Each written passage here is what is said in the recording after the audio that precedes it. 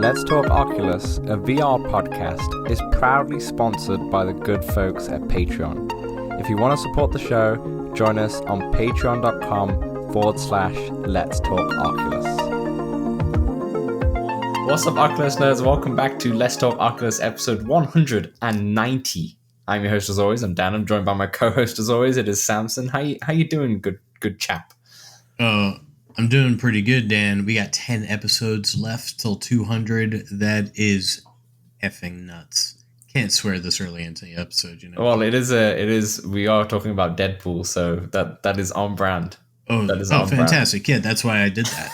Yeah, precisely. Yeah, you read the script. You knew what you were doing. Yeah. 10 episodes. It doesn't sound like it's a long away, but it is 10 weeks away at the same time. At least, yeah. Maybe we'll throw in a break. Nah, we don't do breaks unless we need to. We only do breaks unless there's a disaster. It's fair. Yeah, we don't do breaks. Welcome, everybody. Welcome to the show. It's going to be a fun one because in terms of news, there's not much news in terms of we covered so much last week when it came to news, and there's not much else that came out of that. But we've got Deadpool, and we've also got what I've just blanked on the last name. We got the Reach as well, Deadpool and Reach, which are the two big games that got announced by the time. A little re-coverage too. Yeah, exactly. We had the developer direct, which we'll get into as well, and we've been playing some games and such. So honestly, it's a lot of games, and it's an episode that it's gonna bring the hype, and you're gonna get excited because this fall is really shaping up to be quite something. And then we each got into a little Stanley Cup. Yeah, just a little bit of hockey. A little non-game too. A little bit of hockey. Game, non-game, because hockey is a game. Right. Before we get going though, Discord, if you've not joined already, link is in description. Regular people on the show know the deal. For now, you're probably already in the Discord. We do have we have lots of multiplayer that's going on. Like Samson does a Quake night, for example. But Samson, there's season 10 of the Walkabout tournament. Do you want to talk to everyone about this new season? I'd love to, because we're back for the 10th season of the LTO Walkabout tournament. And I think this one might be the most competitive ever. If you've never played before, jump on in and join us.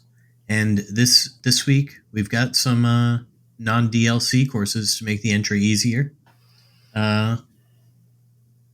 So if you're a seasoned regular, welcome back. And hopefully we'll see some more personal bests. Dan, I happen to get a lot of personal bests while playing this game. Yeah, you do. Yeah. In our weeklies. Yeah, absolutely. Do we know the first week of courses? It's a great question, Dan. As before, we've got 2 courses, one easy, one hard. 2 modes for each course, score mode, race mode, whatever you got time for, or both, if you got time for both. Each week will run from Tuesday to Monday with scores being submitted by midnight Eastern time. That's UTC -5. Thank you, Healing Atre, for that one. This week's entries are due by 6/16, and this week's courses are easy, Bogey's Bonanza, and hard, El Dorado. Dan, one of our favorites, but that's a tough one. That's a tough one to start off with. In fact, we played Bogey's Bonanza last week in the group. There you go. Walkabout every Thursday as well if you want to play. We have a few people in there, as well as if you don't have the DLC, we have Guest Pass. So that's Thursdays at 7 p.m. Eastern. If you really want to join but you cannot make that time, please let us know in the Discord and we can do another date as well. Because why not? But just let us know. Yeah. Post it in the Walkabout stuff. Certainly a weekend every month I could get like a Saturday or Sunday morning for anybody in Europe. Yeah. Or on the West Coast, or, because West Coast people will be still working, Samson, by the time we get in. Okay, before we get into the fun Deadpool stuff, a couple comments. They're both Deadpool related. First comment is from Pow Pow. He is on the Discord. He says, Deadpool looks fantastic. Love the graphics. The coolest part was seeing Deadpool katana / bullets. So friggin' badass. Samson, what's the second comment? From Matt on Spotify on episode 189. Another great episode, guys. After seeing the Deadpool trailer, I'm interested in checking it out. I'm also looking forward to finding out more about the TMNT game. It's Teenage Mutant Ninja Turtles. Yeah, absolutely. Thanks so much, Pow Pow. Thanks so much, Matt, for your comment. If you want to comment on the show, you can do so via Spotify, via Discord, via letstalkoculus@gmail.com, via just messaging us on Twitter, maybe as well. Any way you can reach us, you can message. I just kind of stay off my Twitter DMs these days. You can still message me. All bots. You can still message me on Twitter, DM. But yeah, people are hyped. People are hyped about Deadpool. So let's get straight into it. So Samson, on Friday, the day the last episode actually released, Deadpool VR got announced by Meta during the Summer Games Fest. It was a really cool trailer. They really obviously put some money into it with the artwork and such, which was really fun. But it's been officially announced. It comes out late 2025, exclusive for the Quest 3 and 3S. Yeah. Deadpool will be voiced by Neil Patrick Harris and developed by Twisted Pixel Games, who are the developer who we just didn't know what was happening when we went through all of the Meta developers, to be honest. Now we know, Dan. Now we know. Now, apparently they've been working on this for roughly 5 years. So they've had some time. Yeah, they've had some time. Samson, before we get into what the hands-on have been saying, there's also an IGN dev breakdown, which goes through all of the different details about the game, which we'll get into. Initial impressions. What are you thinking after seeing that trailer? It looks like a lot of fun, Dan. Yeah, right? You look so superhero-esque, like overpowered almost. Maybe a ninja. And, like you can do anything. And it looks like I'll get overwhelmed in this one too. Did you get overwhelmed in the Batman? Yeah, it's like, I don't know what to do. Do I grab this? Do I grab this? Am I grabbing my cape? Oh my God, there's so much I can do. I like the simple midnight walk, all right? I can I know what I'm doing. It's hide. Okay, cool. Yeah, fair enough. But you do look pretty badass, and it does look. I love the explicits. The fun thing about this is that Meta probably greenlit this at the same time, or if not very similar timing as Batman. If it was roughly like 5 years of development, so they must have thought, okay, we need some big IPs, and we obviously went for Batman and went for Deadpool, and great choices for both of them because they're very grounded characters. I mean, Iron Man did well, right? They probably saw that. Yeah, it did very well. But that was already on. That was on. Camouflage did that before they were bought and such. But yeah, they must have saw that and was like, you know what, being superheroes or so in VR might be actually really fun. Next up, Superman. No, I think that's the thing. I think Superman's one of those characters that are very difficult to have in any game because of how overpowered he is. Well, that's why it's perfect. That's what I liked about the Deadpool trailer. You look pretty overpowered in that, no? Well, I guess Deadpool, it looks like he can do anything. He technically can't die because it'll just regenerate. There you go. That's the ultimate OP move. That's like Superman. Yeah, that is very true. In the end of the day, Deadpool's like a super ninja. The intro with the head decapitated, I really liked that whole concept. That seemed like a really cool way to introduce the control. Yeah, and apparently that is the way the game is going to start. A little bit of a spoiler straight away, where you are going to start decapitated as a head, so you can see that you can still move your body and such through the lens of your head. I'm very interested to see how it works. Reminded me of Halo when they first entered into the tutorial to basically select inverted or not inverted. Right. And they just had you frozen and said, look in this direction, and whatever you naturally did is what the setting was. Is what the setting does, yeah. Very, very cool. So there were some outlets that had hands-on with this game before it got announced. They just had a little preview. It seems like they had around 30 minutes. So a few outlets, a couple YouTubers. I kind of collated their thoughts into strengths and weaknesses. I read them all, to be honest, and it got quite repetitive. They were all kind of saying the same thing. The only one that was more just like purely positive was the Upload VR one. Like they didn't really say anything bad about it whatsoever. Where Road to VR, That Boy Aqua, Android Central, for example, they all mentioned a few weaknesses in it, but overall quite positive experiences. So in terms of strengths, in general, the game nails the deadpan persona, the voice acting, the comedic narration, the creative sandbox mechanics with guns, swords, grenades, parkour, and gore are all the standouts. And we'll get into that through the dev breakdown as well.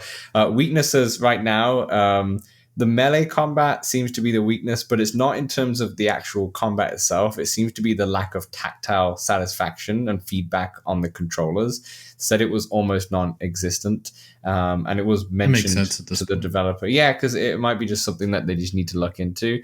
Some also mentioned that the gun and auto reload mechanics feel a bit oversimplified and takes away from the VR aspect, because that sounds positive to me.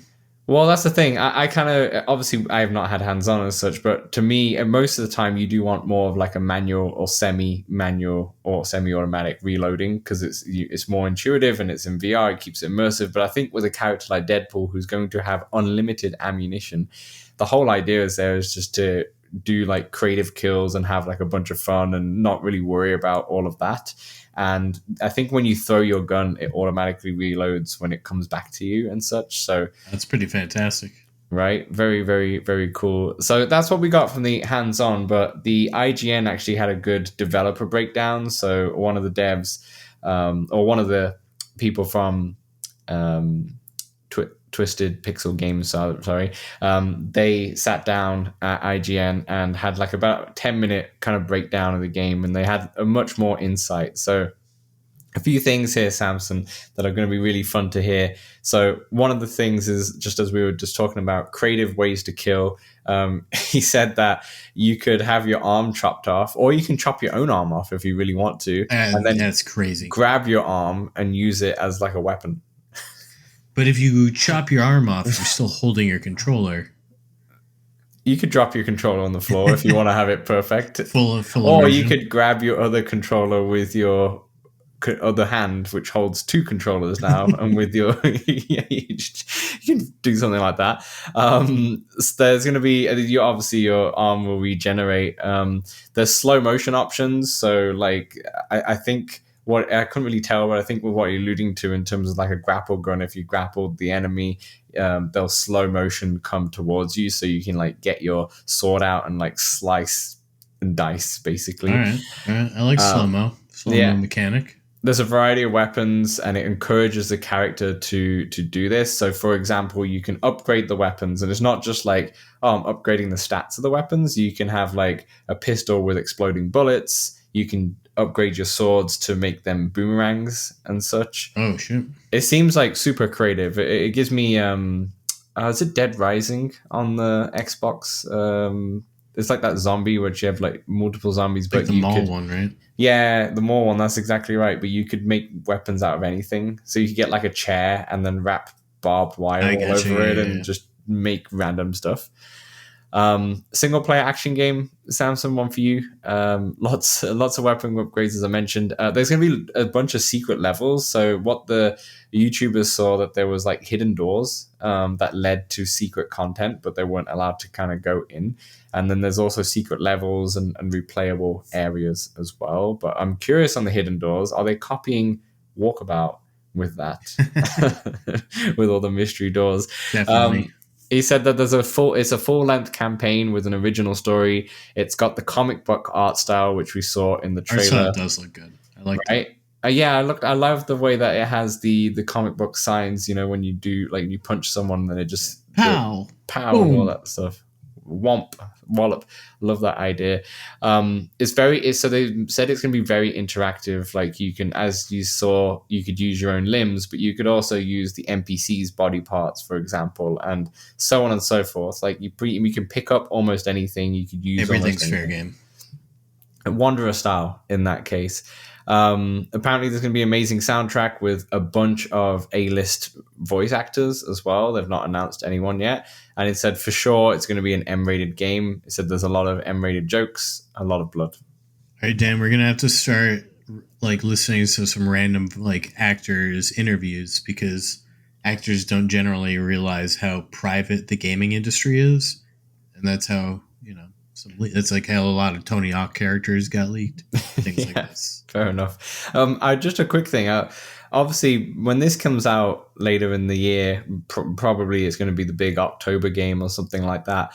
And I wonder, do you think it's going to be packaged with the Quest 3? Is that's going to be your, like, Batman's going to now go in the end and then No, Deadpool's going to replace? No, because they did do simply that. because it's an M-rated game. That's a good shout. Is this Batman not M-rated? I think it's T for teen. I guess there's no blood, is there? I don't know though. I'm curious now. I guess there's no blood. How many swears are there? Probably not much either. Yeah, I actually don't know. I might have to look that up in a second. I typed in rating, but it just gives me the actual review rating. So yeah, I'll go find out. ESRB. Type in the ESRB. It's T for teen. You're right. T for teen. Yeah, actually, that's a good shout. I did not think about that because then they would have to not. Yeah, I guess that would impact the way they can sell that game itself. What I was going to say is that when it does come out, we'll have to do some big screen nights and watch Deadpool 1, Deadpool Wolverine, Deadpool 2. All right, I'll do that. Speaking of that, real quick segue, my big screen works again.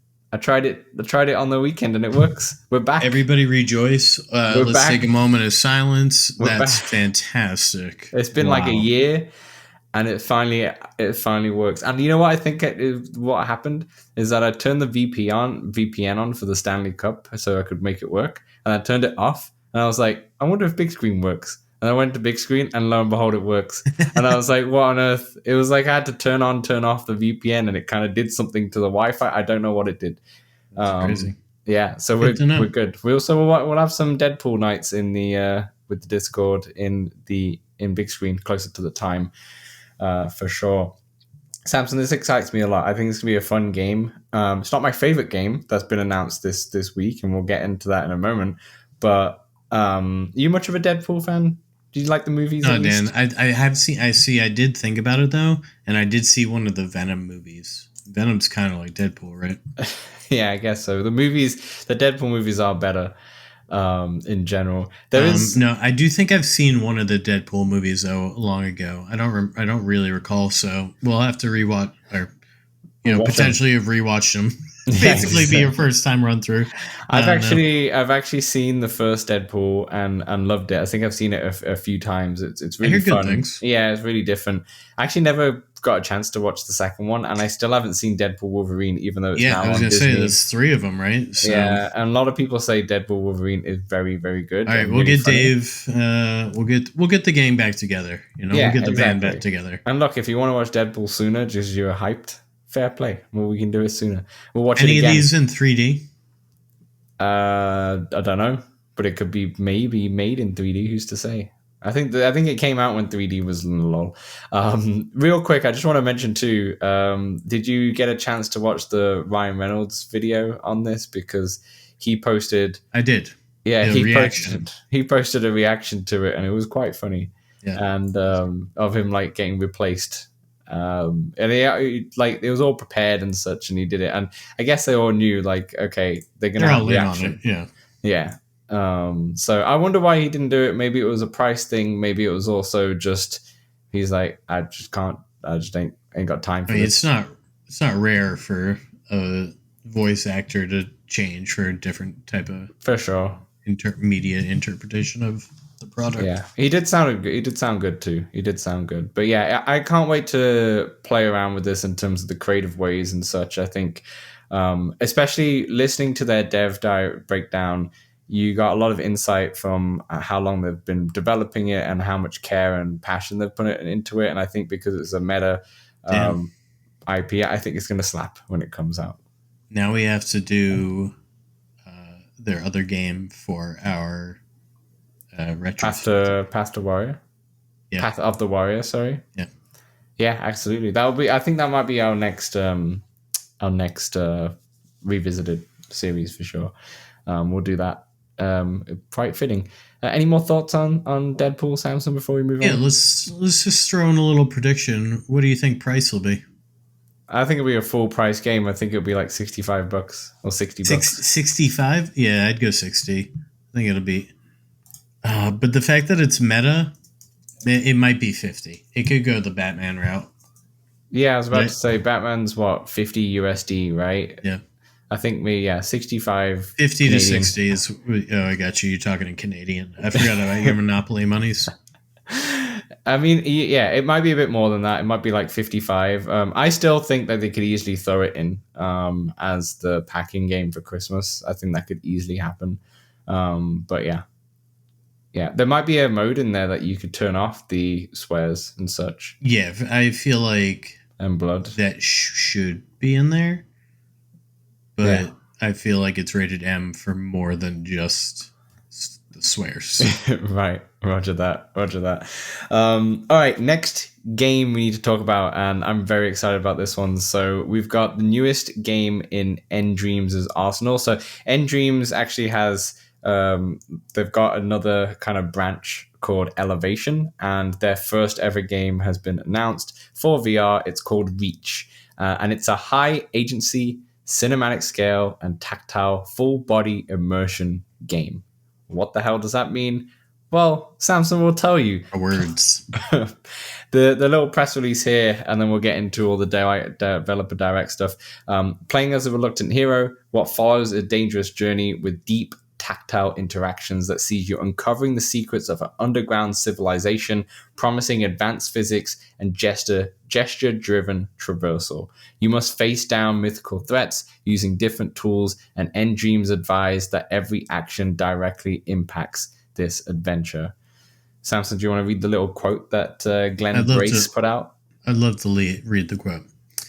We set out to create an action adventure where players feel present, powerful, and fully in control of every action, said Glenn Brace, head of studio at nDreams Elevation. Our studio ethos has always been to push VR gameplay forward through rich physical engagement and player performance roleplay, and Reach is the sum of those efforts.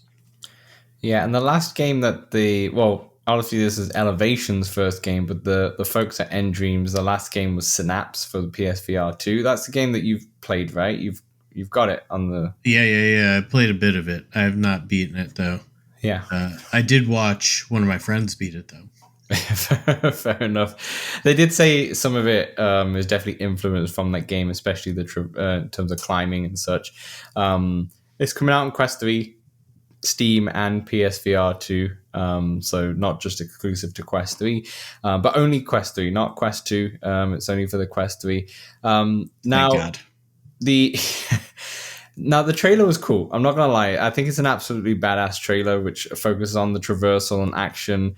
To me, it felt very similar to Deadpool, but a serious version in a way, in terms of like the parkour elements of it is what it kind of alluded to. Obviously very different in terms of art style and kind of approaches that they're going for, but similar kind of like action kind of game. Could you tell how the jumping mechanic worked in Deadpool?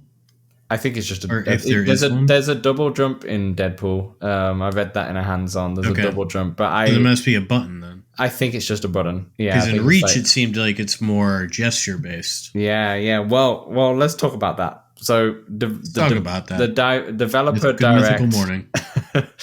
The developer direct was today from the VR game showcase, which showcased 3 games.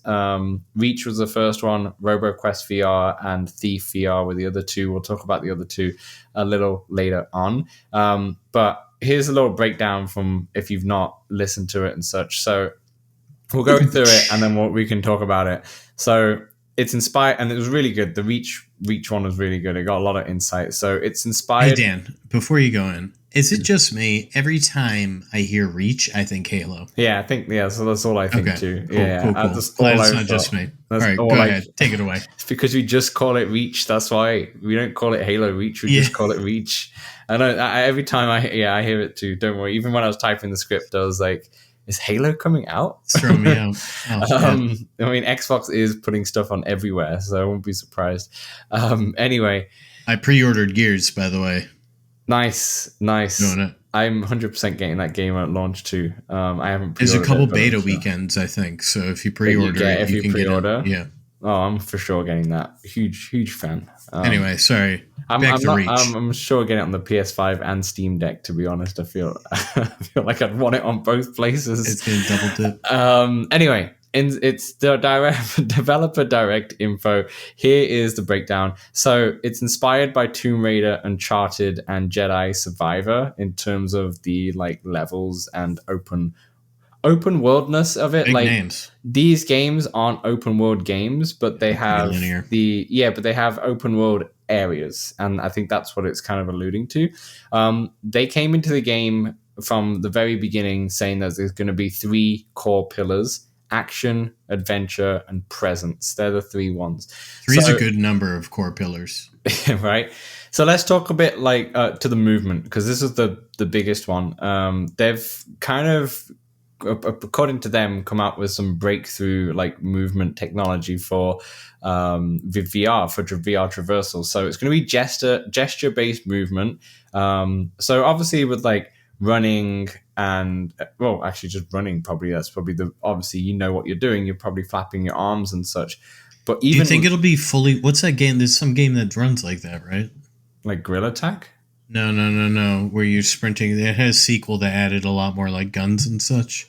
Oh, I'm forgetting the name now. Yeah, it's like a Mirror's Edge game. It's in my head. Stride. It's like that's Stride. Look at this VR knowledge. 190 episodes. Why I keep you around. You're the game guy.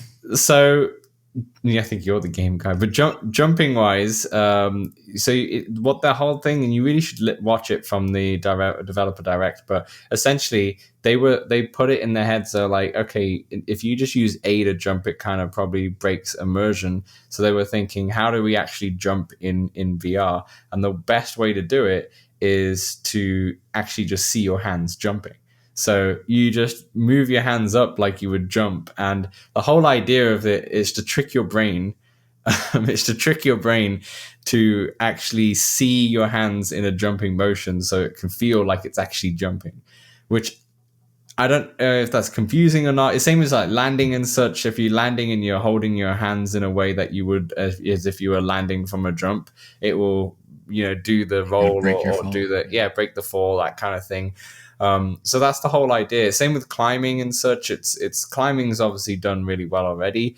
But what I really liked about the developer direct is that they talked about stuff that was always constant problems. Like, for example, one of the biggest things that they mentioned in the trailer was that when they do the climbing, they want to make it feel natural, and they don't want the climbing to feel like you just bounce off at times, and it's frustrating, which we see in a lot of games, right?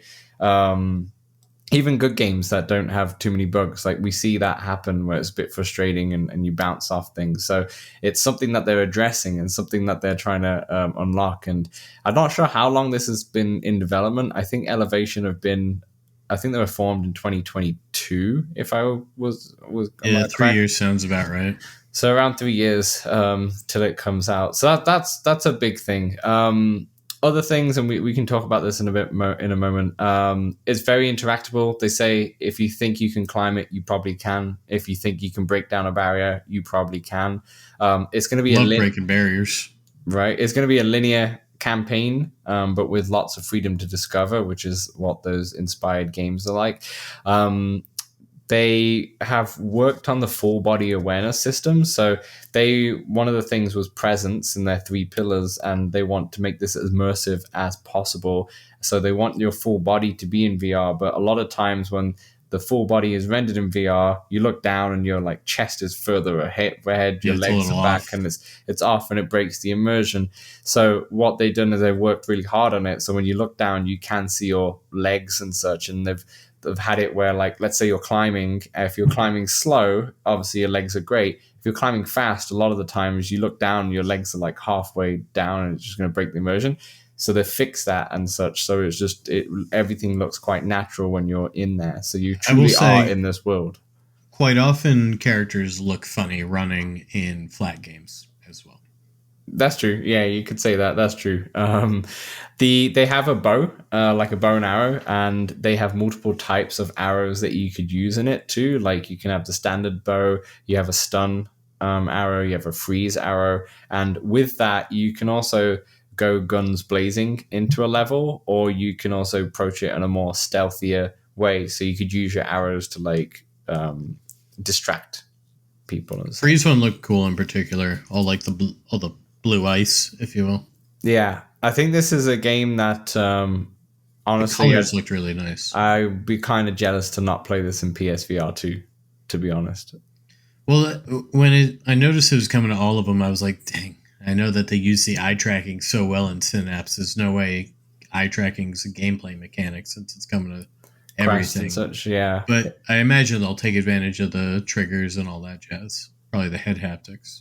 They might incorporate eye tracking, but not as like a main thing. Because sometimes, like on the PS5 controller, there's like the touchscreen stuff on the controller, but it's still the game's still out on Xbox, but it just does it in a different way and such. So it could potentially cool if the PSVR got a bonus level that it right.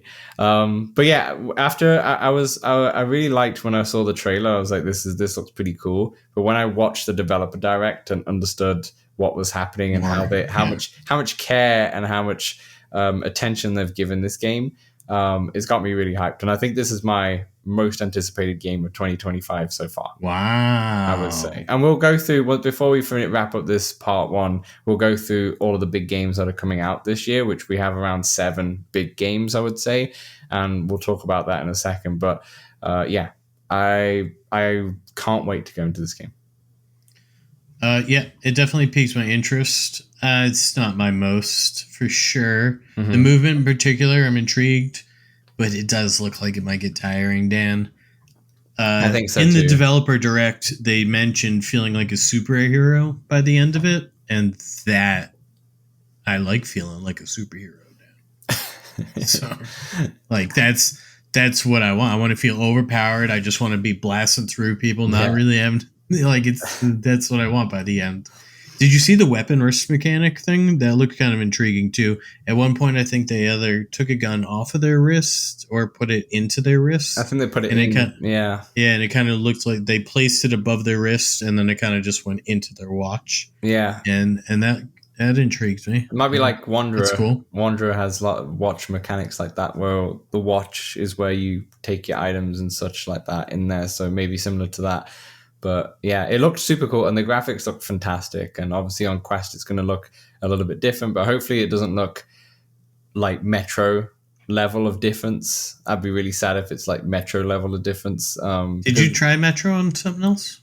No, but I've seen Metro on other stuff. And Metro as well in VR, like it doesn't look that great. Like the good thing about Metro is that it's really good games, so you can kind of get away with it. Good, but you're playing PSVR too. Yeah. Yeah. All right.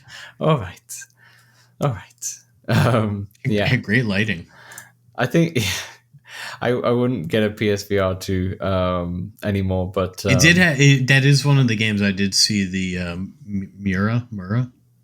Oh yeah. It was like green splotches or whatever. Yeah. Fair enough. But yeah, I'm super excited about this. Let us know in the comments for these 2 big games, Deadpool and Reach. If you're hyped. Obviously, I know some of you are hyped about Deadpool already, but let me know about Reach as well. Samson, let's talk about a couple of the games that were in the developer direct. Flat 2 VR, real quick. Their focus was on RoboQuest VR. Their little section in the developer direct was very different to Thief and Reach, because they were more to do with telling you about the process of porting it from flat to VR. It's a different style of development for this one. Very different. So you didn't get much extra details about the game itself, but they did offer insight to it. It's because everybody knows everything about the game already. Right, because it's already, I guess so. Yeah. I guess so. But it was really cool to hear, because they talked about stuff like adding manual reloading to all 80 guns, and with that causes like imbalance issues, and so they have to retool all of that in the game. And what else did they say? Oh, they said something about the HUD, where like you can't just put the HUD in your face because it doesn't look right. So it's like choosing where the best way. So like have it on your wrist, or maybe having some of it on your wrist and then some of it in like actual items or stuff that happens in the game and such. So like the ammo counter on the gun. Yeah, exactly right. So they were saying it's not just a port of the game, it's so much more than that. It's a whole retooling, and there's a lot of work that goes into it. So that was cool to hear about, to be honest, to hear a bit more detail. And maybe we'll have them on the show one day just to talk about that in more detail, maybe towards the end of the year. They did say they'll have more games to announce at the August Direct. Yeah, they've won me over for Trombone Champ. Most games that I'm vaguely interested. Yeah, with Trombone Champ, yeah. Which I got into again this week. Hint, hint. Hint, hint, pow, pow. Sorry. They also announced, and I'm not sure if this was acknowledged until today, but they also announced that Out of Sight VR will release on Quest this fall as well. And it's only been on Steam. It came out on Steam, I think, kind of in early access. Out of Sight is when you're like you're essentially the little girl, or you're kind of guiding the little girl in the house. It's a horror like you're a teddy bear puzzle game. Are you the teddy bear? Yeah, probably. That makes more sense. That makes more sense. But that comes out on Quest this fall, which is cool, and PSVR 2 as well. Are you excited for RoboQuest? I am. It's a roguelite. Actually, it's it looks pretty fun. It does look pretty fun. It's definitely lower on my list in terms of games because it's, we all have different types of games, right? I think my type of game would be definitely more of a Thief VR, for example, over a RoboQuest. But I think for me too, Dan. Yeah, I'm intrigued by it though. I am excited to play it. I'm intrigued by it. It seems kind of wacky, crazy, fun on rails, on like and such. I've actually never heard of the game like beforehand. Like I never heard of this game. I only heard about it because of the VR mod for it. Yeah, that's fair enough. So yeah, I think I just need to know more about it, to be honest. But there's a lot of good games coming. The art style in this is kind of what really it looks so cartoony. It's like Overwatch kind of feel is what it looks like to me. Yeah, for sure. And a lot of cool different types of guns. I'm intrigued, but I'm not like, whoa, I'm like, this is going to be a day one for me. But it looks pretty good. I do, with how much I liked Metro, that kind of surprised me, right? And so I do think, I think Thief and Sneaking, like how much I like Midnight Walk too, just like being more sneaky is kind of my thing. You're a sneaky guy. Well, let's talk about Thief VR, which Tell me is the our Sneak King. Thief VR is our last game we're going to talk about here. Obviously, we talked about it last week, but there's some new details from the developer direct. So here are the new details, and then we'll talk about it later. Did you steal the show? No, it did not steal the show. I like your little pun, though. I thought Reach was still the one, but I love it. Stealth over combat, dark over light, full of secrets. That's their main theme of this game. Stealth, tension, and immersion are the three pillars for this one, which is obviously perfect in VR. They've got a new story built for VR, as we knew before. The brand new character, which is the woman on the cover, is called Magpie. It's going to be level driven. It's going to be a full campaign. Each level is going to be a sandbox, so kind of similar to Reach in that respect. Perfect. Exploration from every level. So you've got climbing, crouching, listening as well. Kind of sounds a lot like Assassin's Creed in terms of its worlds, in terms of its levels, shall we say. You've got a bow and arrow as well, but a little bit different. So you can use it for rope arrows, kind of like grappling in a way. And then also, or just like, you pull yourself up from the rope. And also there's water arrows, which could be used to like put out fires, for example. So if things have gone wrong, you can shoot a water arrow and it puts out fires. Because you got to do stuff like, if you've ever played a Thief game in the past, like when you're sneaking around, if you need to be in the darkness, basically. So you want to like touch the candlelight to turn. It did look really dark.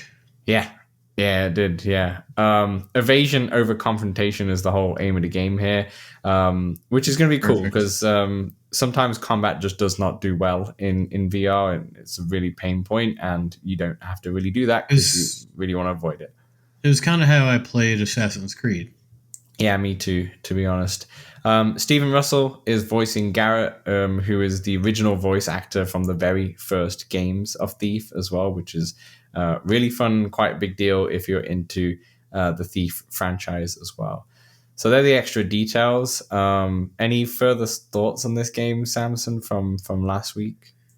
Dan, I think the more I think about Thief, the more intrigued I am. Watching this sort of sold me more on it. I love like each level being a sandbox, and sort of you can figure. It reminds me a little bit like Hitman, like you can sort of figure out your way through each level type of deal. Yeah. But we'll see how it all gets put together. You know, I think I'm still not overly hyped.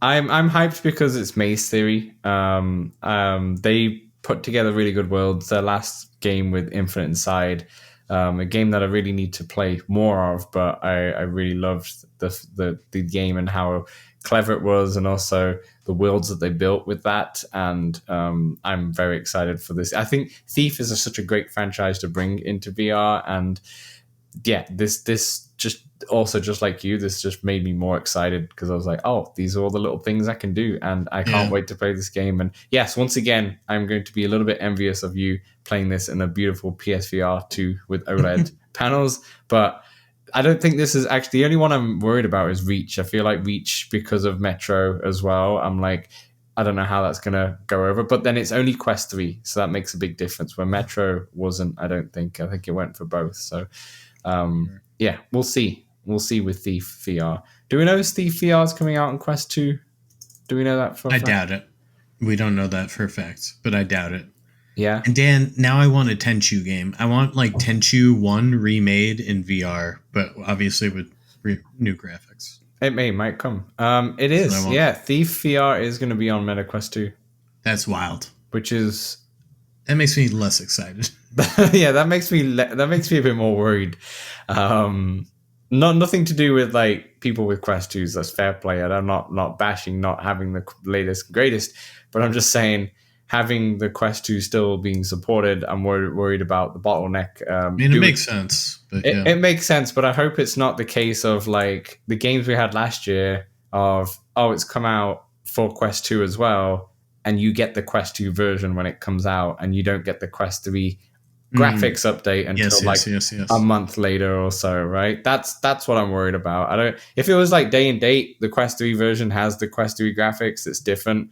Great. I have no problem for it to be on Quest 2. That's true. But like Behemoth suffered from that, for example. Like that didn't come out for much later. Now I know Behemoth was made for Quest 2, but still, as an example, there's a lot of games that had their Quest 3 update way later. Wanderer's another one, you know, Quest 3 update.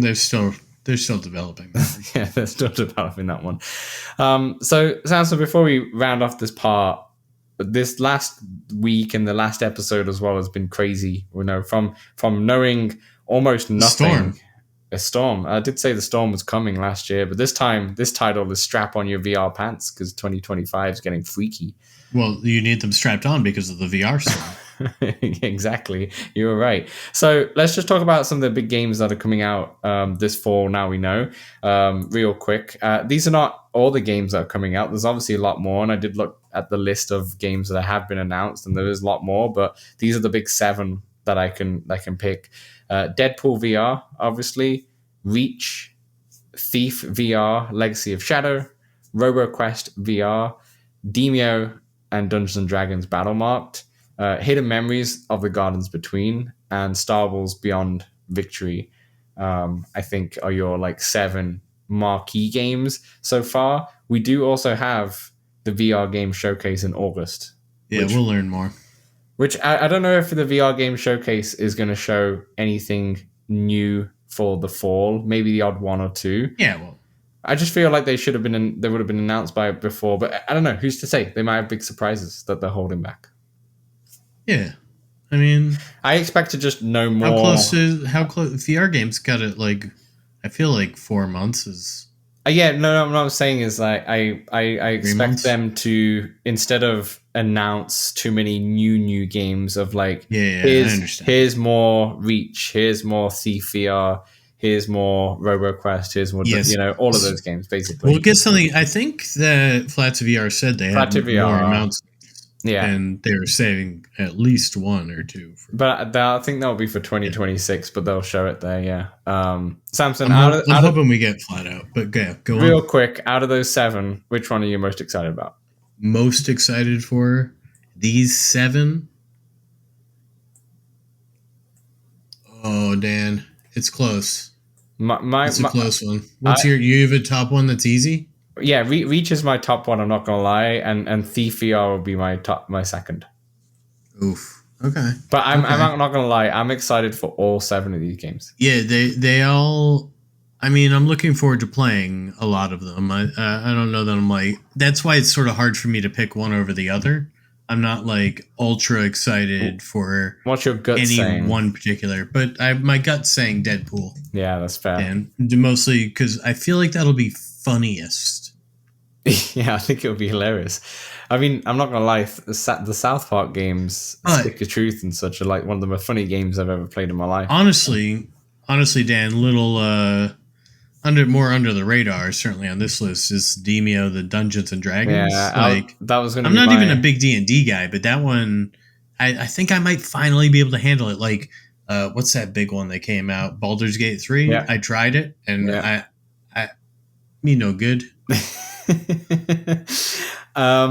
It's funny you say that because I was also going to say the same thing. There's one. I won't say hidden gem. I think a lot of these games are not really hidden gems, but I would say the one that is I'm actually secretly really excited for is the Demeo Dungeons and Dragons, and I'm also never played D&D in my life. I don't really have too much interest in it, to be honest, but I really like Demeo, and I really like the idea of having a story-based Demeo game rather than just tabletop, right? And I'm actually really excited to hop into that one. So yeah, I'm with you on that for sure. But let us know at home or on your commutes. Get in the comments. Get in the comments. Tell me, out of those 7 games, or is there another game? Is like World War Z is coming out in September. I didn't say anything about that, but are you excited about that? No. That's why I didn't put it in the top 7. But I'm just saying, and I said Z as well. How dare I? World War Z. Yes. Now everybody understands. Everybody was wondering what game you were talking about, and now they understand. So thank you for clarifying. All right, that will do for part 1. It's going to be it's going to be very exciting fall coming up, and very exciting LTO episodes. We'll be well into our 200s by the time these games come out, which is old. Which is going to be fun. That'll do for part 1. And part 2, we'll get into what we've been playing and more. So we'll see you then. Hey, we know public lobbies in VR games can be a bit toxic, feel a bit empty at times. That's why we created the Let's Talk Oculus Discord, a friendly community that you can join for multiplayer meetups, general VR chat, the game, and chat about VR, fitness motivation, and there's even a very impressive 3D printing channel.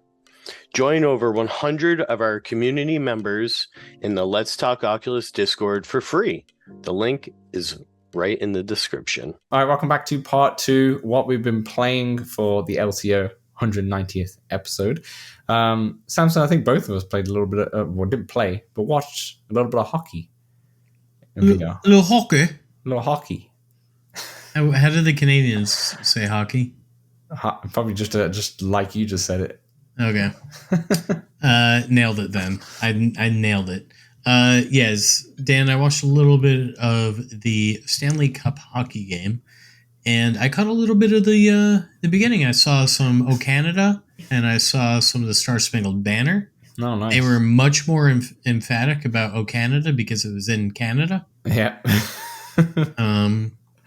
I was like, why it got to the end of the Star Spangled Banner. I was like, everybody normally starts singing along by now, and everybody's so quiet. And then at least they didn't boo it this time. I figured out. Yeah, I was was kind of hoping to see some action. You know, Yeah. I wanted to. I was recording. I was like, yeah, let's catch the booze. I don't think That'll get some views. I don't think in Alberta they're really too bothered about it, but I see. in if it was in Ontario or in British Columbia, then there probably would have been. But anyway, I jumped in this. Too. Hold on, Dan. Hold on. I've got more to say. I was just saying, yeah. As you were. I'm done. You wait your turn. You wait your turn. Listen, you'll listen to my introspective on the Stanley Cup. All right, so Dan, here's what I gotta say. It looks really good. It's very clear. But when it cuts pretty quick, right? Because hockey is fast, and so there are times where you're having to look this left, and then you cut really quick, and then all of a sudden you're having to look right? Mm-hmm. So unless you have a really big TV, you don't usually have this problem of having to turn your head that much while watching. But you do if you go to the games. Yeah. You're turning a lot. Yeah. So it's more akin to being at the game as far as like how much you're going to be moving while you're watching this game. Yeah. And this is why I kind of want Fox Tracks, Dan. And Fox Tracks is when Fox took over hockey in the 90s, they added an infrared sensor to it, and a red sort of hue was around the puck when it went a certain speed, and a blue hue at slower speed, and so you could sort of follow the puck a little more. And so I propose Meta brings back Fox Tracks. Look at you with your hockey knowledge. This Fox Track ended. It was between 1996 to 1998 to help television viewers follow it, like you mentioned. It only lasted a couple of years. I wonder why. Well, that's because Fox lost to hockey, and then the people who invented this went on to create the Yellow Line. Oh, or the NFL. Oh, very cool. Which is absolutely amazing. I remember going to an NFL game. I'm like, I don't know where they're throwing to. now it's all normal. Now it's normal to see like overlays on everything, your games. To be honest, but still the puck is not overlaid. Yeah, I thought I put my partner into this. I was like, you got to try this, and she actually loved it. She was like, oh wow. She's a bit of a VR skeptic when it comes to these things, like replacing your own things and such. And she was like, hey. Well, the VR headset, not hockey. No, but she likes hockey. So she enjoys. Yeah, she enjoys, especially when it comes to playoffs for sure. Because I feel like if you weren't into sports or like hockey at all, wouldn't care too much. It still would be like cool. But it was cool. It was the only. It's not really a problem because it's not a big deal. But I had the game on the TV at the same time, and it is like almost a minute behind as well. From the I was only TV. like 25 seconds behind my TV, but you got fast TV, I guess. Well, I was through the VPN too, so maybe that was causing it as well. But so I was just a bit behind, but it's not a big deal when you're just in VR. It's cool that you can, so this is an X Stadium for those of you who don't know, and you can invite friends in it as well, so you can kind of watch the game together as well, which is really cool. And if you're not in the States where this is actually the way you can do it, you can get a VPN. I used ExpressVPN and it worked just a treat. That's not a plug for ExpressVPN. That's just what I use. It's getting better. I can envision myself watching like sports like this. If I'm watching on my own, like watching like the hockey or definitely watching the soccer if it was in there as well. But once the hardware gets a bit lighter, I couldn't watch more than a period, to be honest, in this. Even then, I didn't, I was like, I just need it to be a bit lighter. It's quite heavy on the face. If I was watching a Bruins game, I probably would have watched the whole thing. Yeah, that's fair. Yeah, you're right. About the whole thing, but I definitely would have been more inclined. You'd be more interested. Oh, all right. Here's what I also like about it: you don't get TV ads. No. So anytime the ads are playing, exactly. So anytime I can watch a sporting event without any freaking ads, right? And it's ironic that Meta is giving me the opportunity to watch very ironic sports for free without ads. Yeah. They're getting something on me. Something, but I don't know what it is. But yeah, that's great. We're winning here. I agree. Just another quick one before we move on to the games. The FIFA Club World Cup, which is happening in the States this next week, if anyone is interested. I'm a soccer fan. I don't think I'm interested, but if anyone else is interested, the DAZN app, I noticed there's a DAZN app, so DAZN app on the MetaQuest store. At least it's in Canada. I've not checked if it's in States or such, but they're going to show the World Cup there, and it's going to be in 180 and such, their own app, so not an X Stadium, but its own app. I'm not really going to bother trying this. I don't have DAZN, and I don't really want to get a subscription just to try this, but maybe they do have it for free or like highlights for free. Maybe I'll download it and see what it's like. Are these like just intramural games, like qualifiers? No. So yeah, because no one really knows. The Club World Cup is what they're trying to do. Is they can try and doing like a World Cup, but for clubs as well. So, that's silly. They just need more money. I think Man City are there, Jesus. Chelsea are there, Inter Miami are there. There's a bunch of like MLS teams in there as well. I don't think PSG are in there. Actually, they might be. I don't know. It's sort of like the Super League or whatever That's exactly what they're trying. Like Bayern Munich's in there. Yeah, PSG are in there. Atletico Madrid and such. And it starts this Saturday. So if you're interested, I think it has a couple Saudi teams in there. Like if you're interested, you can. How much is the subscription, Dan? For DAZN? You probably don't know. It's like $15, I think, a month or something like that. Okay. All right, onto the actual games, Samson. I'm going to start here because it's a quick one. Last week, there was 3 games that are coming out, and I liked the look of a lot of them. So I bought 2 of them. Well, actually, I got one of them. The other one a developer gave me, which was really nice of them. But the one that I actually bought myself is called Little Thief. Little Thief was $10 Canadian, so like $7 USD. The whole idea of this is really fun. So the whole idea is that you go to this house and you have your backpack and you try and steal everything. Everything. It could be a plant. It sounds like Big Thief. Yeah, it could be a plant part. It could be a fork.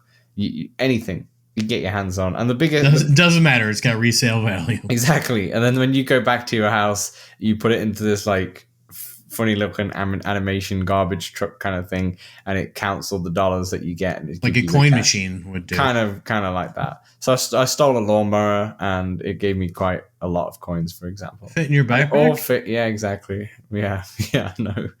But Mary Poppins. That's as fun as it gets. Like it's this game should have been in early access. It's definitely not should be a store game. This shouldn't have passed the store approval. I don't know how it did. Because it has a lot of issues. Like when you go into the house, you have the old guy in there, but he always is in the same spot in the house every single time. And if you go through the front door, the back door, he's a very predictable man. He's very predictable, but no matter where you go through in the house, do you not sleep in the same bed every night? He's always in the living room. He sleeps on the living room. He sleeps on the couch. But every time you go into the house, he can hear you. So he just walks towards you. And I was hiding behind the couch, and he'd just walk around the couch. And if I was going around the couch, so he couldn't find me. So as I was going right, he would just turn and move that way. Like he knew exactly where I was, but he didn't actually see me. Because when you do see, when the character... He's almost smart. When the character sees you, he calls the police straight away, which is fun. That's an overreaction. So he calls the police, and then he comes chasing you. And if he gets to you, he hits you with a frying pan, and then you're done. But the police come at the door. Let's say you evade him.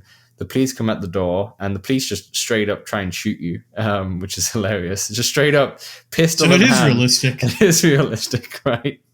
At least the States, at least. But they're just trying to shoot you. And it's funny because the police officer has the worst aim whatsoever. So he's like, if you're right in front of him, he'll shoot on the ground or something. Or he's shoot like a stormtrooper. Yeah, and then the old man will be chasing you, and he'll shoot the old man by mistake and such, and the old man goes tumbling. But then the old man gets up and continues trying to chase you. And you can like throw things at him. So there's like a dumbbell on the floor. You can grab that and throw it at him, and he falls onto the floor, but then he'll get up again, which is kind of funny. Did you die from the cop at all? I actually never died from the cop, but I did get hit by the frying pan.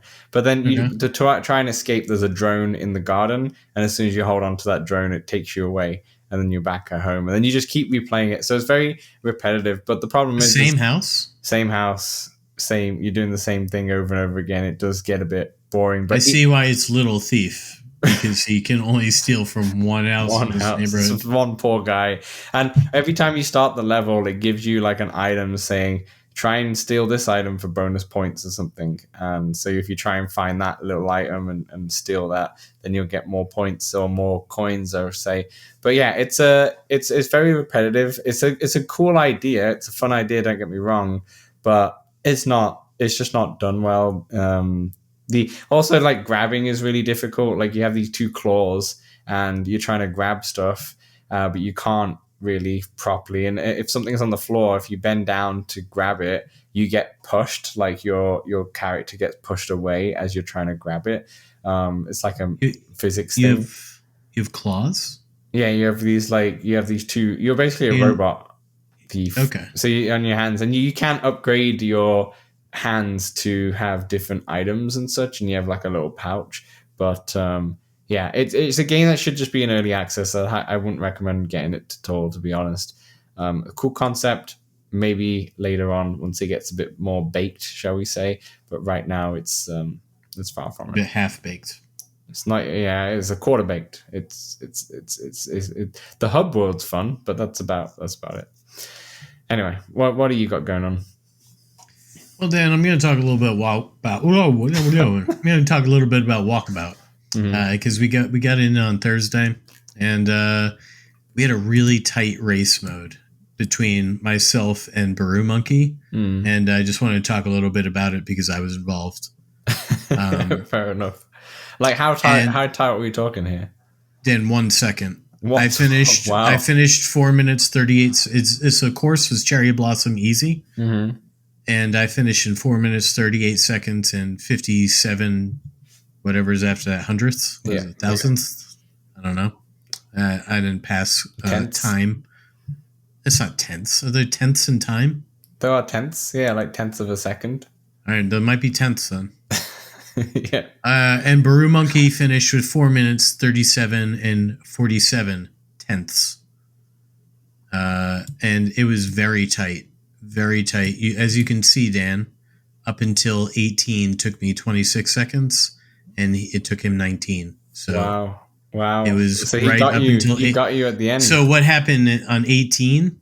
I had one final long putt, and if I had hit it, I would have won. But it just barely missed, and his second to last putt had gotten him much closer. So he hit it in before I could. Wow. But there's one more thing I want to talk about, not just about myself here, is that there were 8, is myself, Dimples, Dave, Baru Monkey, Heckle Jide, Leanna, and Joel. All of us we were all within double the lowest time, right? So the longest time was 8 minutes and 20 seconds, and we were at 4 minutes and 38 seconds. Oh, I see you on that little bracket. Yeah, that was very cool. Well So done, everybody. We're all pretty close. Yeah, well done. That was a great time. We had a lot of fun hanging out. And if anybody's interested, come on down. Walkabout Thursday nights, 7 Eastern. We usually play for about an hour. Sometimes we go longer. And if you can't make that time, come on down to the Discord and hit that Walkabout channel and be like, hey, anybody want to play?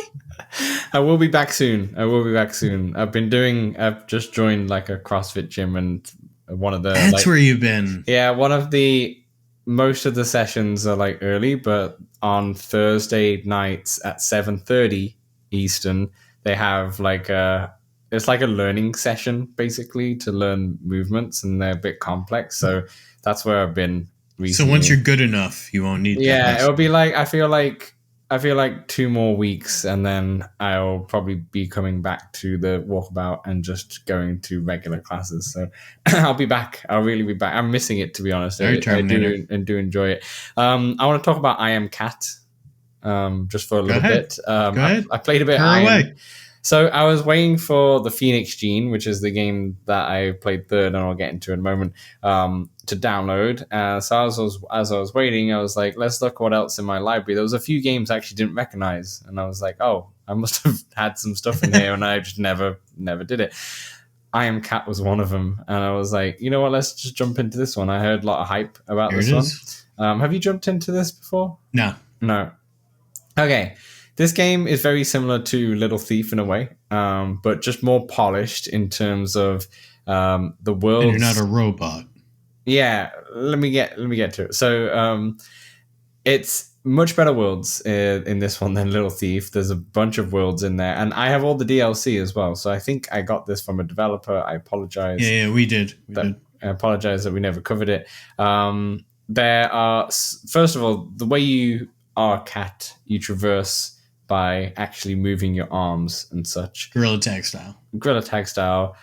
You can leap by like jumping up and all that stuff, and it's actually easy. How was you? So that's how are the you thing. getting around? So the problem is, right? You're a cat, and you're on 4. What do cats normally have? They normally have 4 legs, right? That's about it. I have 2 arms. So it feels like I am a cat with just 2 legs, and the back 2 legs have been chopped Which off. legs are you? So those are your 2 front paws. Yeah, it just feels like my back. It is weird because when you jump as a cat, you do jump off the back ones. Yeah, so it feels like I've got I feels like I'm a crippled cat is what I'm trying to say. It's like my back 2 legs have been chopped off. I see. And I've just got the front 2, which actually makes traversing a little bit difficult. But what I found is that actually if I just keep jumping like a frog, it's actually much easier to get around. So it's more like I Am Frog. Yeah, basically. If you saw me third party in there, like this crazy cat is jumping up and down like a frog or a kangaroo all around this place. What we need is a cat game where you're in a wheelchair. Yeah, honestly, that's exactly what I was thinking in my head. I was like, I wish I was in the wheelchair right now and I'd have a great time. So running around as a cat is a chore, but there are a ton of little quests that you can do. It's really cool, actually. You have like a little smartwatch, and it tells you all these different like things you need to do in the world, and like missions. Yeah, like knock 10 books down and such, like really silly things. There in the house at the start, you have like the granny who is like your owner, but you can knock her down and scratch. Whoa. You can scratch her face and all sorts. It was quite violent. Off the bat, you were trying all this? I just jumped at her and she fell down, but then she got up. I took her glasses off as well and scratched her glasses, and then she just got up and sat and watched TV, and then I turned the TV on. Through the scratched glasses? No, she just left the glasses on the floor. Oh my god, she couldn't even see the TV. It was actually wild. But then I did that was like an intro mission, and then I went into, you had like a full map with like 5 different areas, and I chose it was not the garden, but it was like a forest, basically. It was outdoor anyway. And you had this dog that was on a leash, and I kept attacking the dog, and it was just a violent leaping frog cat is what I was. It sounds like you had some fun. I did. It was fun. The only thing, I wish the traversing was a bit easier, because it was really tiring to try. Because the problem is that if it was tiring because it's obviously you're traversing like that, but the thing is, when I was doing it, I wasn't even getting that far, so it felt like I was constantly trying to do it. You're overworking, which is the potential problem with Reach. If they don't get that right. Some tells me I think it might be easier to move and Reach. I think so. I don't think I'm going to be a crippled cat, essentially. But that was really fun, though, because there's a few hidden secrets, a few hidden passageways as well. You have to find these like spray cans, so you can grab them and then go to where the dog sprayed his graffiti somehow and spray over them and such. So it was really fun. I think if the game had more easier traversing, or maybe it's just me that's not very good at being a 2-legged cat. Yeah, maybe you get better.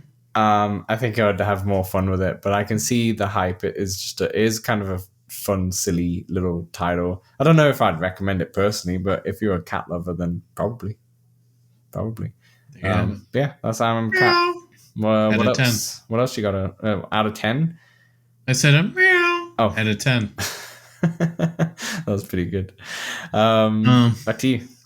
Yeah, I got into Among Us. We got in a few games, played like 90 minutes or so. Got Squashy in, Mike played. friends will enjoy.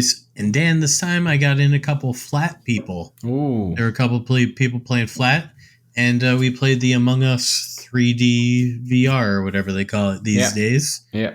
And it felt good to get back into Among Us. Great time. It mostly feels the same, but we did notice. Remember, this is when we played at PAX, and we played it flat when we played at PAX, right? Yeah. And so you know how when you do the tasks, you're just clicking. Yeah, that's kind of how it feels now in VR. It no longer feels like you're having to like grab the thing and pull it. It's kind of like you press the button, and when it's sort of teleports you, it moves you a little bit when you get into some certain tasks, and you'd be way too close. Interesting. So it's not for the good. It's got some issues now that it's. I wouldn't necessarily call these like major issues. I'd call them probably even smaller than minor because they're very easy to deal with. You just move back a little. Yeah. Fair enough. And the clicking. Personally, I didn't even notice this. This is something that Squashy noticed, and then I was like, oh yeah, that is sort of how it is. But the trade-off is way better because now we could fill a lobby because now we have people who can play who don't have VR. Yeah. So yeah, it's a good trade-off to have. Yeah. Yeah. It is. So we added in a vigilante, and a vigilante is a crewmate that can kill. And Squashy was a vigilante and killed me when I was a imposter. So he can go fuck himself. Nice. No, I'm just kidding. No, it's all in good fun. Fair play, Squashy. Yeah, we have a great time. And Pow joined us. Pow. Nice. And yeah, very, very good. The last game I got into was the Phoenix Gene. This one is an interesting first shout out to the developer who emailed me and gave me access to this game. This game's around like $28 or $30 basically USD. I'm always a bit hesitant on the prices because I'm always seeing it in Canadian, so I'm translating a little bit, but I'm pretty sure it's like you need to wear those USD glasses. Yeah, but I have to then jump through hoops to try and get those USD prices up. So yeah, we'll do a rough estimate. But it's an interesting game. So visually it didn't appeal to me at first when I just saw the trailers, but then when we read the synopsis last week, I was like, actually, this might be a really good game. So essentially, you control a phoenix with your hands, and you can shoot fire out of your mouth, obviously, but you press the trigger buttons and you aim with your hand. It's like you have a gun in your hand, basically. And you can also flip the world. So eventually you can, let's say there's a rock, and when you press the A button, it flips, so you're in like a different dimension of that world. Not much changes, but the rock now disappears. You can see the outline, so you can go through it. And then when you press A, you go back into it. So you kind of want to do that with specific types of enemies, because you shoot like blue fireballs for one world, and then you shoot red fireballs for the other one. And depending on the different colored of enemies, you want to do the same color, because then you can absorb their energy and so on and so forth. So there's a whole like strategy towards it. But mechanic. There's a full story of this game. And when I say full story, I mean there's a full-on audiobook inside of this game. You could go into the menu and then you can listen to the audiobook of the first novel of this game, which is really wild. I've never seen anything like this. It sounds like it, yeah. I mean, the first part I saw was like 22 minutes, but I didn't flick through. But I think I think maybe that was just the first chapter. But they have like a series of 5 different books, and only one of them is in the game. I may have got that slightly wrong. I had a quick look at that and was like, whoa. Okay, back to the game. But yeah, there's a full story about this game. So you basically, it's about a girl who is the daughter of like a scientist that the mom ran away or felt like she ran away when she was born, so she doesn't really know anything about her, but you need to kind of find out about her. The name of the game, Phoenix Gene. The Phoenix Gene is basically, it allows you to regenerate every time you die. So she has the Phoenix Gene, so when she dies, spoilers early on, she's now regenerating, and you're in this regeneration level before you can get out and such. I think that's a quality Phoenix have, right? Yeah, I think that's the whole idea, right? So you're also trying to stop it fall into the wrong hands with all the people that you've been working for. It feels like a very interesting story, and I've only done the first 2 levels, so I'll give you more of like first impressions, but maybe I'll play some more and give you more of it next week. But second impressions. Yeah, right now it's a decent game. It's really easy to move the Phoenix. It's kind of attached to your hands, and if you press the grip button on your left hand, it goes to your left. Press the grip on your right, it goes to your right. If you just let go, it just goes in the middle. And if you grab it, you just move your arms essentially, and the wider you can move your arms, the wider it can go. So you're trying to, the base of the world's coming at you, and you're just trying to dodge. Yeah, with my almost 7-foot wingspan, I can get around pretty good. My only problem with it is the combat more than anything. It gets a bit, and granted, there's only 2 levels in, but so far it's a bit one-dimensional. Like, I'm thinking of great spaceship shooting games, like on the flat screen, you've got Resogun and Super Stardust, which are all made by one developer, but they've got amazing shooting mechanics as a spaceship, and it's really fun to do. And that's the reason being is because they're fast, they have different variety of weapons, and it kind of like, you think of like Space Invaders when you're like shooting one bullet and such, but then you get like a special gun to use for a set amount of time and such. It's really fun to do that. There's not much of that, at least not in the first 2 levels. Like, there was one gun that I did get, and it shot differently for a little bit, but not enough. Like, there's a boss mode at the end of level 2 where there's so many enemies, and you're like constantly pressing the trigger button to shoot. But it's just that one-dimensional shooting, which would be cool if like one of those enemies was like a golden enemy or something, or when you kill it, it basically gives you a quick 30-second random machine gun power up or something to shoot the fireballs at. That would be much more fun to like keep doing, because it felt the boss level felt like Space Invaders, where there was like 20-30 enemies on screen that all bunched up together and it felt exactly like that, but it was just very one-dimensional, and there wasn't much to hide away from too. So that's the only one thing I'd say that's not the greatest at the moment. It does look really nice in terms of visually. It looks really nice. The voice acting is really good in it as well. And it seems like there's a decent game here. But right now, I've only played 2 levels. It's at $30, so I can't really recommend it right now. But maybe let me play a little bit more, and we can talk about it next week after I've played a couple more levels. It doesn't look like there's many levels. It looks like there's around 10, roughly. Like, when I look at it, the screen, it shows you all the levels. There might be more. 20% there? Yeah, exactly, right. But yeah, it seems like a decent game here, but we'll see. I'll let you know properly next week once I've played. I think once I play maybe 2 more levels or so, I'd get the gist of it. See if it expands, because right now it really needs expansion. So if I was to recommend anything so far, I'd be like, maybe speed up the upgrades so it could be a bit more interesting at the start. But yeah, only gripe with the combat so far, and I'll tell you more about it next week.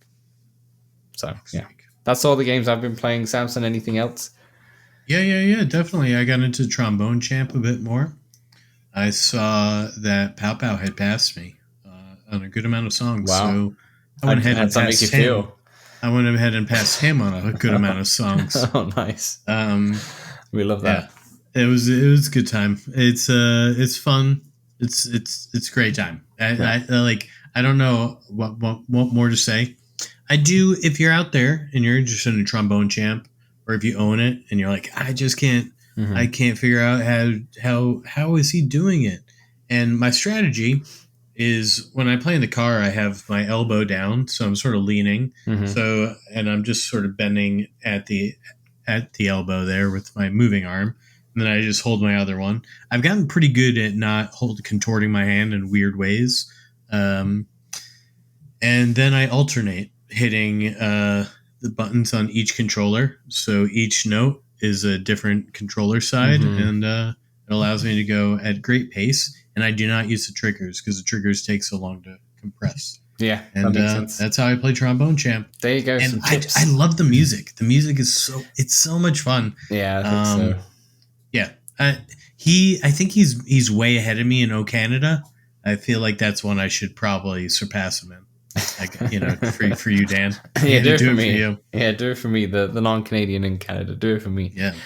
Very good. I got into Breachers. We played a little 5-on-5 tactical shooter. Dan, you know how to play it. I know the drill. You know how to play it. Yeah, I am falling more and more in love with the control point, but the old school mode where you bomb defusal, where each side has to defend 6 or attack 6 and then alternate. Just so much strategy. It gets the heart pumping. Yeah, it gets the adrenaline pumping. Yeah, exactly. And I love to play with the Haptics Vest. Works very well with it. And honestly, I do recommend playing that one with headphones, because last week I played without headphones and it didn't help. No, because you need to hear on the left and right, and headphones is very helpful. I like all of those kind of games, even on flat screen. I've actually got into randomly got an itch to play Call of Duty Warzone, and it's obviously free. So I downloaded it the other day, and like every day or like every other day, it's massive. But I've got like 4 terabytes in the PlayStation. It's okay, but like every day I've been playing it. But I've just been playing like the 1 game or 2 games and just getting into it, and I realized that it's not just the standard battle royale. You also have like this whole like full on 107 player like multiplayer domination match that you can just play for free. Like I don't even have PlayStation Plus or anything. Like you can play for free, and they give you ads in your loadouts. Right. Yeah, I don't know. Yeah, my loadouts are weird, but also some. It's crazy how many people that you can do Squid Game in there as well. Like there's so much skins and such. Like I didn't know this existed, but I'm not very good because I haven't played this for a long time. But every time you do make like a kill, it's so satisfying and it feels so good when you do that on the trigger and such. And I was like, I get it. It's this little like dopamine hit every time with the haptic trigger, and it feels so good that you're like, I want to get back in. I want to get back in. One more round. So I get it. Yeah, I get it. But anyways, what else you got going on? Moving right along, got into Synth Riders. 90s that's creep. It. It's just Synth Riders. That's all you need to know. Great rhythm game, if you're into it. I've been trying to go more to it. I've been trying to get my sweats back in a little bit, Yeah, a bit of fitness. Yeah, a little fitness. And so I've been trying to fitness Synth Riders game in. Yeah. My fitness works. schedule. It works. I recommend. Very good. I think that just about wraps it up, Dan. That just about wraps it up. Very, very good. Well, that's everything we've been playing. That is part 2. In part 3, we'll just tell you what the game's out this week, and then we'll get out of here. So we'll see you in part 3. Let's Talk Oculus is available on all good podcast platforms and some rubbish ones as well. If you want to see the video version, it's available on YouTube and Spotify. And also, if you love us so much, then consider throwing us $1 at patreon.com/Let's Talk Oculus. Back to the show. All right, welcome back to part 3 games out this week for episode 190. Samson, we have 4 games on the list, which means we both can equally talk about these games. Boy, 50-50. First game is Exa Gale. Flap your wangs. Oh, we're off to a grape start. Oh no, I said grape. Flap your hands like a bird I think because I saw a bird, I was straight up wings and then hands. Flap your hands like a bird to sweep across the skies in the best flying game in VR. The best flying game in VR is a big shout. Race together and I'd be the only one. Race together in exciting environments with your hands as wings. Hang out, compete against other players online, glide at your own pace, or race against time in single player. Collect points and unlock levels, conquer leaderboards, get new tattoos and wings. Samson, do you have any idea what this game is about? Yeah, it's the best flying game out there. Right. Dan, it's kind of bold, though, to have the tracking way out wide like that, I gotta say. I'm curious how well it all works. It sounds intriguing. Flying sounds tiring, but it sounds like it could be a good time. One thing I would say about this, just looking at screenshots, is that the art style is very pretty. It's very like cartoony, but it's very pretty. Maybe we'll fly south for it. And I think the way you flap your wings, it seems like you flap your wings in front of you. So you do like drums rather than like far out wingspan. Okay, I like it way less. That's terrible. I think you just. It's not how you fly. You don't. Flap. Like you do, like if you're in like in a Jay-Z concert, and he's like tells you to bop your hands or something. I think that's get your hands in the air. Yeah, exactly. I think that's what it's more like. But hey, who's to say? Not for me. Moving on. Oh, simply because you fly in front of you. I don't want to flap that way. As you were. Let's get to the next game. V-Racer Hoverbike, the definitive arcade racer for VR. Race through neon cities, alien worlds, and orbital circuits. Lean into every turn, using intuitive chest-based controls designed for comfort and immersion. Outrun missiles, drop mines, and blast your way to victory. This is VR racing at full throttle. 7 game modes, solo, competitive, or chaotic. Choose from time trial, weekly challenge, combat, survivor, neon runner, multiplayer, and career. Multiplayer and social hub. Yeah, we got that. Race with up to 6 friends in cross-platform online multiplayer action. Choose your avatar and meet up in a social lobby between sessions. How many tracks? 30 tracks across the galaxy. Race through highland valleys, desert colonies, neon-lit cities, and orbital spaceways. Each circuit offers unique challenges, visual styles, and hazards to master. I don't think I can top that at all. Holy moly. Are you interested in V-Racer Hoverbike? I am now. I'm not gonna lie. I am now. It looks like Wipeout in VR in a way, to be honest. So it actually does look pretty good. Well, I read it like Billy Mays, so he sounded great. He sounded really good. 30 tracks across the galaxy really got me. I'm not gonna lie. Oh boy. I mean, do you know what this game's about? Did you just read that? No, I just read it. It sounded like a Wipeout type of deal. Yeah, it's like Wipeout. Also, this like definitive arcade racer VR. The last game was best flying game in VR. Is this next game going to be the bold? Best game ever? And every YouTuber will call them all insane. Correct. Zombie Army VR is the next game. Zombie Hitler has been defeated. But the zombie hordes are still at large and Europe remains in the throes of war. Following the story of Zombie Army, you return to the field and as one of the Death Hunters, an elite squad fighting to end the apocalypse. VR brings a new level of immersion to a nail-biting action. Use both hands to aim down your sights of your rifle and dual-wield pistols and submachine guns when you get up close and personal. You will need to master reloading drills as you undead masses bear down on you. From zombie snipers to hulking armored giants, your shooting skills will be put to the test against multiple horrors. Use an arsenal of authentic World War II weapons, including sniper rifles, submachine guns, and pistols to fight the undead Scourge? The undead Scourge? You nailed it. Yeah? Okay. Sure. Sounds good. This is a big name because, well, I wouldn't say a big name, but it's a flat name. It's a flat name right there. I've actually never played this type of game, to be honest. It's never really interested me. I'm still not interested in this game, to be honest, but if you're interested, there's a lot of VR YouTubers who have got early access. You could check out impressions on those games. I think full reviews go up when this pod goes live. Yeah, it's around $36 USD, I believe, that you can get. It's not... Sounds weird. It's probably 35 or 40.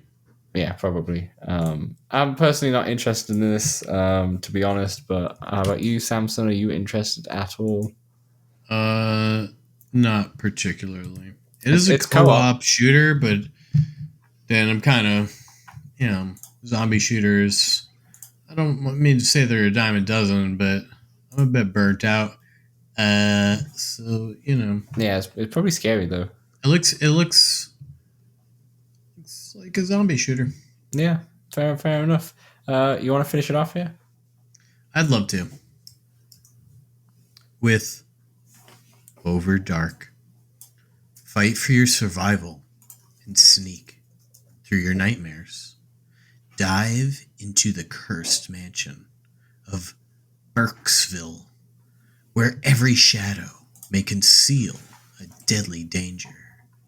Experience tangible fear as you confront the worst horrors in Over Dark. Face the presence of Mike Goring, your former companion, who has now become a ruthless enemy. Explore every nook and cranny in search of tools, clues, and key objects. Solve puzzles that will test your logic and your nerves.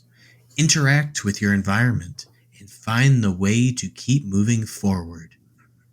God, that is the most generic sentence I've ever read about a game. Last, do you have courage to face your nightmares in the mansion?